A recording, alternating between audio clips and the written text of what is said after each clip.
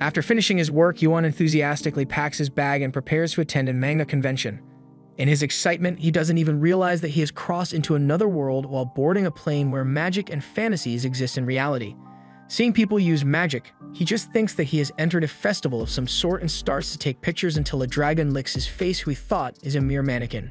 Yuan sulks for days wondering how he is going to survive in this world, but eventually gets hopeful realizing that he might be the main character. His daydreaming gets interrupted when a gardener approaches and asks if he is going to give the entrance exam for the Magic Academy. Seeing that he is absolutely clueless, the gardener takes him to the exam. Yuan attends the exam where he has to place his hand on a magic stone to appraise his skill. He confidently places his hand on the stone, which starts to glow with incredible white light, but much to his confusion, everyone starts laughing. The examiner clarifies that the stone needs to radiate the specific color corresponding to the appropriate magic, such as red for fire and green for wind. It turns out Yuan's magic is too weak to grant him entrance into the academy. Disappointed, Yuan returns to the gardener who offers him a job to survive. Not having any other choice, Yuan gladly accepts his offer. Days go by and Yuan's dedication to his work doesn't falter. He eventually learns how to use his magic to make plants grow. One day, he hears voices coming from the woods near him and decides to go investigate. Yuan finds two boys leaning towards a girl. He tries to run away after they spot him, but they eventually catch up and bully him. Later that night, seeing that Yuan is depressed, the gardener hands Yuan a fairy seed, telling him that he found it on his travels, but was never able to make it bloom. Yuan notices that a seal has been placed on it and tries many methods to break it, but to no avail. However, one night he slices his hand and drips some blood on it. Apparently, this doesn't seem to work either. He decides to walk through the woods when he notices the same girl he saw a few days back sucking the blood of the two boys. Yuan runs for his life, but the vampire easily catches him, piercing his heart with thorns. Right at that moment, the seed erupts and a fairy, Mo-Fei, stands over him. Yuan thinks that she might be there to help, but Mo-Fei only came out of her seed to kill him. Mo-Fei notices that Yuan is already dying. The vampire tells Mo-Fei to step back from her prey. Mo-Fei cuts Yuan down from the thorns and places him on the ground. She notices that his vitality is quickly fading and decides to substitute it with the vampires. The vampire attacks Mo-Fei, but she kills her with a single strike, healing Yuan. Yuan wakes up and notices Mo-Fei floating in the air. He gets happy that his method finally worked and thanks her for helping him. Mo-Fei tells him not to pretend as if he doesn't know her, but Yuan has no idea who she is. Mo-Fei gets mad and tells him that the only reason she saved him is that she wants to kill him herself. Without even giving him a chance to explain, Mo-Fei attacks him. But no matter how many times she tries to cut him, she only ends up hurting herself. Mo-Fei realizes that their bodies are connected together, and whatever harm comes to Yuan, it comes to her as well. Their quarrel gets interrupted when Wei Ersi, the principal of the Magic Academy, appears and tells Mo-Fei to stop as she will only hurt herself. Mo-Fei ignores her and tries to attack Yuan again but gets knocked back. Wei Ersi tells Yuan to ignore Mo-Fei for now and hands him a fairy book, a manual telling him to use fairies. As soon as he grabs it, Mo-Fei returns to her sea form inside the book. Wei Ersi takes Yuan back to the academy and explains about fairies. She tells him that if he wants the book, he will have to join the academy and help her find a vampire that's hiding there. In return, she will also give him 2 more fairy seeds. The book takes the form of Xiao, a small fairy, and enters Yuan's phone. The next day, much to everyone's surprise, Yuan attends the academy and instantly builds rivalries. A noble, who is disgusted that he is attending school with him, enters as the teachers set up a duel between him and Yuan, which Princess An Qi also arrives to see alongside her knight Luo. Yuan tries to back out, but to no avail. The fight starts and Yuan is barely able to fend off one attack when he gets transported to the spirit world. Yuan wakes up and finds himself in a barren world riddled with war where everyone was scurrying around trying to survive. He notices a sick little girl, Mo-Fei, sitting in a corner. Not knowing what else to do, Yuan starts to take care of her, trying to break her fever. A few men appear to take her away. Knowing that they were going to harm her, Yuan grabs Mo-Fei and tries to run away, but they catch up and start beating him up. Yuan wakes up in the academy's infirmary. Xiao informs him that he entered the spirit world during the battle and that he needs to increase the fairies' trust in him since that is directly related to their power. He tries to talk to Mo-Fei on his phone, but just at that moment, 2 girls enter the infirmary, making Yuan quickly hide under his bed. They both start sucking the blood of other students who are lying there. Before they reach Yuan, Luo enters the room and informs them that the plan they have made will happen tonight. Yuan rushes back to his home worried that something might happen soon. He's making some ramen for himself when he notices that someone is outside his home. Acting in self-defense, Yuan opens the door and throws a wild punch, knocking the person outside. He then takes a closer look and notices unconscious An Qi lying on his porch. After she wakes up, Yuan makes her some ramen to apologize. They barely sit down when the two vampires from school burst into his home. Yuan makes a quick escape with An Qi and hides her before drawing their attention, leading them away. He summons Mo Fei to fight them, but Luo drops from the sky to face them instead. Luo kills the two vampires before getting ready to face Yuan. He tries to attack him, but Mo Fei intercepts him. They both lock into a battle, but Mo Fei is too weak to keep up with him. Yuan asks Xiao what he should do, to which she tells him that right now the only way for him to get out is by trying to build her trust by going into the spirit world, but he doesn't have much spirit energy at the moment. An Qi appears next to him, telling him that she can lend him her spirit energy in exchange for a year's supply of ramen. Yuan agrees to her demands, and An Qi uses her powers to send him to the spirit world. Yuan wakes up in the spirit world again, but a few years have gone by. He notices Mo Fei standing over the bodies of a few thugs. Yuan tries to call out to her, but she's unable to listen to him, confusing him. Xiao tells Yuan that it must mean that his soul is already in this world right now. He follows Mo Fei around as she goes to collect the money for killing the thugs from an inn. Outside the inn, much to Yuan's surprise, is a man that looks exactly like him holding a cat with a sword. Mo Fei approaches the man and asks to buy the sword, but he refuses to sell it. The next day, she notices him outside playing with kids, but quickly hides once she sees that the man is looking at her. Day after day, she notices the guy outside doing random acts of kindness. One day, she saves his life from a group of thugs who were trying to beat up a child that he was protecting. To thank her, the man hands Mo Fei his sword. Despite looking so innocent, Yuan tells Xiao that he is clearly playing with Mo Fei's feelings and is planning something mischievous. Yuan keeps trying to get Mo Fei's attention, but he is unable to do anything. The man, however, looks straight toward him and tells him that he is doing nothing wrong, as he is just leveling her up like a game, just like he does. Yuan gets mad that the man is comparing himself to him. No matter what he does, Yuan is unable to do anything as the man slowly makes his way into Mo Fei's home, gaining her trust. Even the innkeeper, seeing how close Mo Fei is getting to him, warns her to be vigilant of him.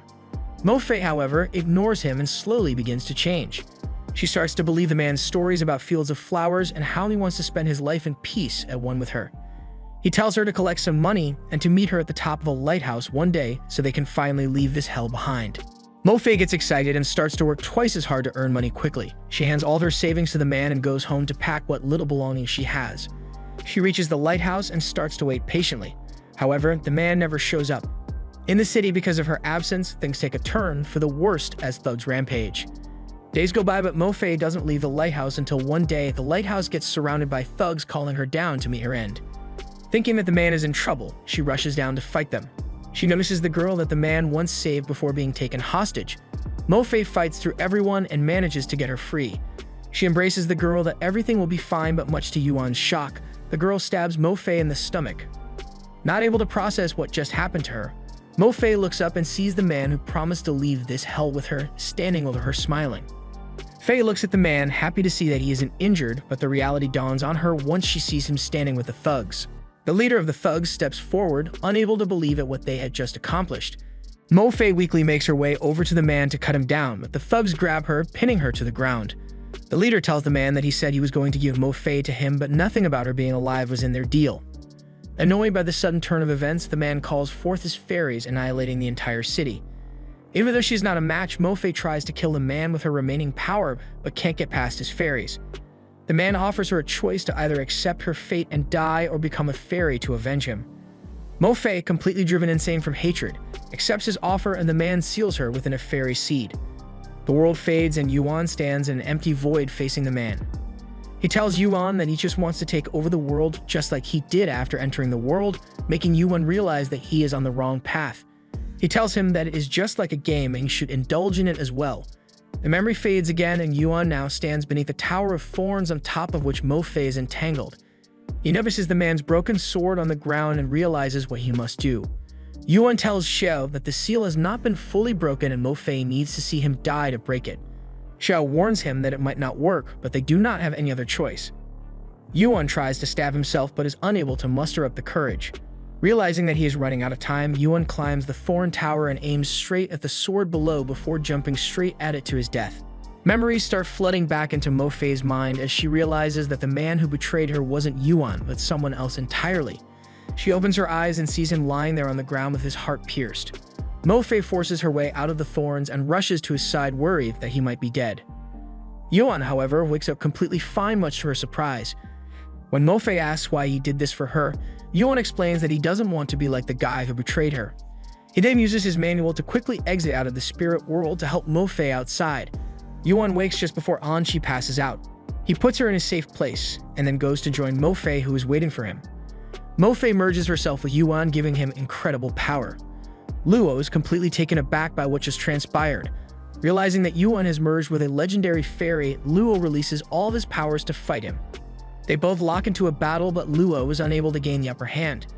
Yuan easily blocks all his attacks before knocking him onto the ground with such force that it causes an earthquake that can be felt all the way over to the academy.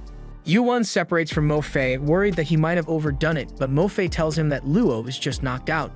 Wei Ersi appears just at that moment, congratulating Yuan for taking care of the vampires and Luo. She hands him the other 2 fairy seeds as promised and tells him to keep everything that happened tonight between them as she figures out how to handle Luo. To her, it seems that Luo was after the princess, and since she escaped and went to Yuan's home, he wanted to silence him as well. Not wanting to deal with her, Yuan takes the seeds and takes his leave, pulling Mo Fei away from her as well. Wei Ersi looks down at unconscious Lu and smiles to herself as things just got a lot more interesting for her. The next day at the academy, Yuan is sitting in his chair, nearly dead from all the tiresome fighting that he had to do last night. He doesn't even notice when the teacher introduces their new transfer student, An Qi, alongside her caretaker, Mo Fei. They both introduce themselves and sit next to Yuan. He wakes up and is surprised to see them both. All the boys in the class get jealous that he knows Mo Fei and An Qi. Yuan tries to clear up the misunderstanding, but they start to chase him. He barely escapes their wrath by hiding in a bush. After the coast is clear, Yuan makes his way to the library and asks the librarian to lend him books about plants. The librarian hands him a few scrolls and an encyclopedia about plants. Yuan excitedly takes them home and gets ready to use them, but Xiao tells him that scrolls will not work. She tells Yuan to feed her the encyclopedia and she can tell him what to do. After giving her the book, Yuan analyzes the fairy seeds closely and studies their seals. Knowing what he needs to do, he grows water lilies in a lake and drops 1 seed in it. For the next one, he walks a few paces away and buries it. Now it is time for him to wait patiently and let them bloom. 7 days go by and nothing happens. Meanwhile, Luo approaches his king at a castle. He bows down to him and apologizes for his failure, letting him know that the enemy had a legendary fairy that he did not anticipate. The king laughs and orders him to bring the fairy to him and kill Yuan by any means necessary. Back at the lake, the seed in the lake erupts into a giant water lily and a fairy gets up from within its bud. Yuan gets worried as the seeds were twins and the other one did not bloom. The fairy screams in rage and shoots toward Yuan to kill him.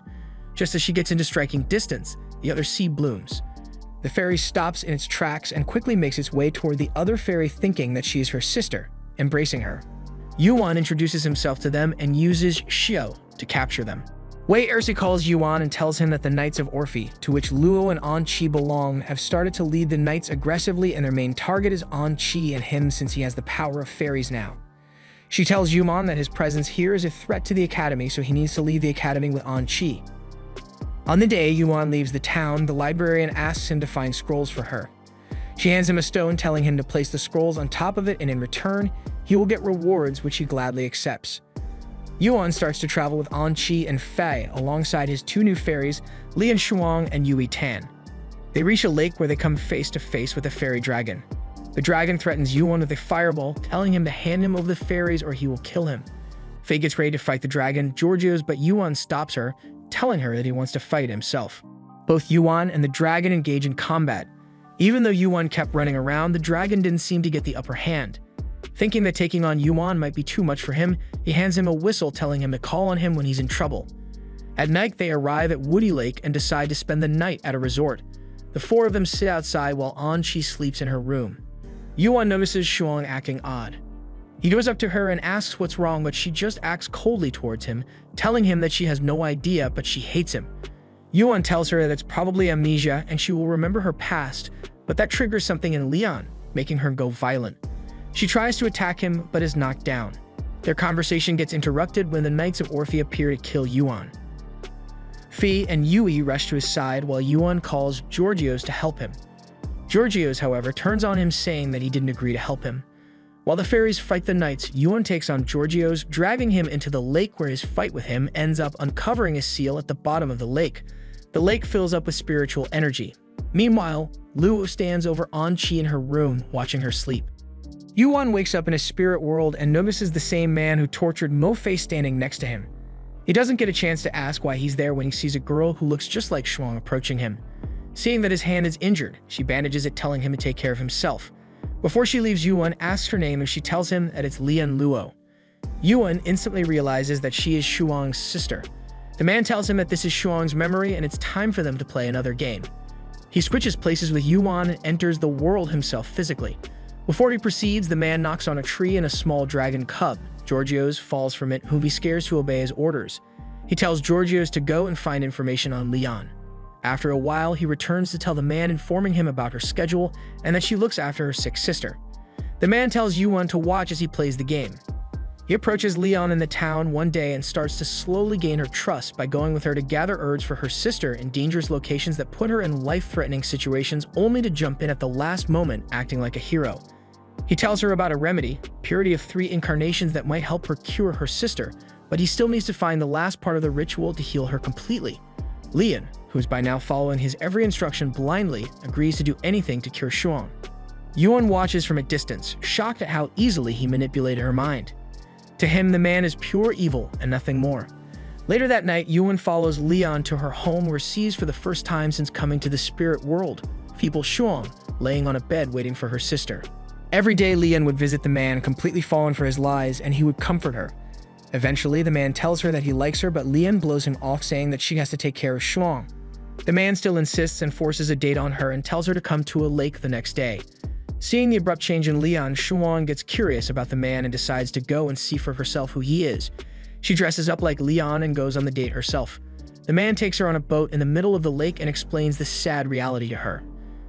When she was young, Shuang fell into the lake and got entangled with poison lilies, slowly killing her. However, Lian, who jumped in to save her, got something else. She is eventually going to be crippled in the future. The girl barely makes sense of what she is told before she passes out. At night, Lian enters her home and excitedly tells Shuang about the man and that she has decided to get married to him one day. Meanwhile, back at the lake, the man summons a twin lotus flower. He mockingly looks toward Yuan and tells him that the final act has now begun. Outside the spirit world, Luo starts to cry as he draws his sword to kill An-Chi, but is unable to do it. He apologizes to her in her sleep, saying that he is about to betray her. Before he can strike her down in her sleep, An-Chi wakes up and gives him a hug, telling him that she is on an adventure with Yuan and all the friends she made. She asks if he wants to join them as well, but Luo pushes her back. Their reunion gets interrupted by the noise of intense battle outside. They both go outside and see the fairies fighting the knights. An-Chi tells him to help them, but Luo draws his sword and strikes Shuang and Yui instead. An-Chi is still not able to believe that Luo is fighting against her. Earlier that day, Shuang decided to follow Lian to the man. She is shocked to hear that the only way to cure her would be through consuming the blood of a dear one. What breaks her heart even more is that Lian wants to sacrifice herself to save her life, despite being tired of always taking care of her. Shuang decides to take her life with her own hands so that she always stays with her. As Lian prepares the meal, Shuang takes out a knife from underneath the pillow and approaches Lian from behind. Knowing that this has to be done, Lian doesn't utter a single word and braces herself, but the blade doesn't fall on her. She turns around and looks at Shuang, who is crying, unable to do it. She shouts at her that it is for her own good and that she doesn't want to spend a crippled life. Lian grabs the knife from Shuang and drives it into her own heart. Lian falls down. She tells Shuang that it's okay since the man will take care of her and tells her to hurry as not much time is left. Yuan is speechless, seeing everything that's happening in front of him. Shuang feebly carries Lian over to the lake where the man is waiting for her. She drops Lian at his feet and starts to cry. The man gives her one last false hope, telling her that everything is going to go back to how it used to be and she will be with her sister forever. He tells her to carry Lian into the lake. Yuan tries to stop her from going in, but is unable to interfere with the spirit world. As soon as she gets in, the man uses magic to hand her twin lotus flower, telling Shuang that she is going to turn into a fairy, smirking at what he has just accomplished. A giant lotus flower erupts from the lake, encapsulating them both and forming a bud. However, Lian's bud fails to fully form. The man looks at Yuan, telling him that this is the end of the story. Yuan tries to beat him, but is no match compared to his strength. He easily beats Yuan to a pulp, telling him that it is all a game and he doesn't have to get so worked up over it, since there is no way he can save them. Yuan wakes up in the spirit world again, this time physically present. He jumps with excitement that it's now his turn to play the game. The man in spirit form tells Yuan that if he fails to save them both, he will be stuck here forever and his friends outside will die. Yuan accepts the challenge and gets ready as Leon approaches him to bandage his arm. Yuan starts off just like the man but decides to go directly to Shuang and explains to her the remedy that will take the life of her sister. Shuang just laughs, telling him that Leon told her about him, a man who loves to tell stories. She tells him that he does not need to worry as she will never harm her sister, making him lose all his worries. She invites him over to have dinner with her and Leon that night. He and Leon take a bite of their food and instantly fall unconscious, when Yuan wakes up and notices that both the sisters are gone. Realizing that Shuang drugged them, he rushes toward the lake to stop Shuang from getting into the lake, but he is too late. The man laughs at how naive Yuan's attempt was. Yuan tells him to give him another go as he is sure he can help them now. The man agrees to give him one final chance. Yuan wakes up and the cycle begins again. This time, he follows every step that the man did till the night Leon kills herself.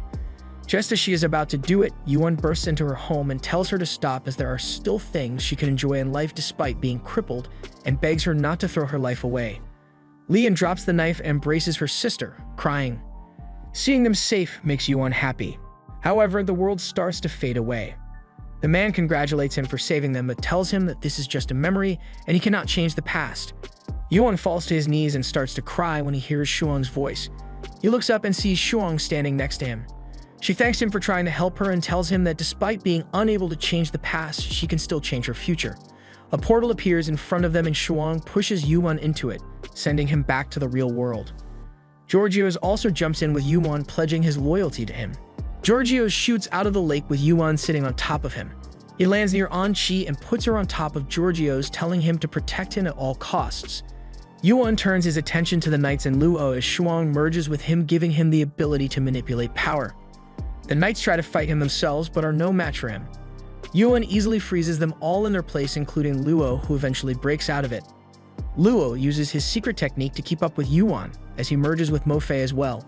No matter how much he tries, Luo fails to fend himself against Yuan's attacks and eventually gets knocked onto his back. Before Yuan can finish him off, An Qi steps in front of Luo to stop him. She tells Luo to stop bothering as Yuan can easily kill him. Yuan separates from Mo Fei and Shuang and apologizes for going overboard. Luo, completely defeated now, gets up and starts to leave, telling An Qi that they will meet some other day. A giant twinning lotus flower blooms from within the lake. Shuang apologizes to Yuan, telling him that the flower took her sister's life, so she must guard it for now. Yuan has no objection to her decision and tells her to do as she pleases. Yuan leaves with An Qi, Mo Fei, and Yui, riding on top of Georgios. After a while, An Qi hands Yuan another fairy seed, saying that Shuang gave it to her before leaving.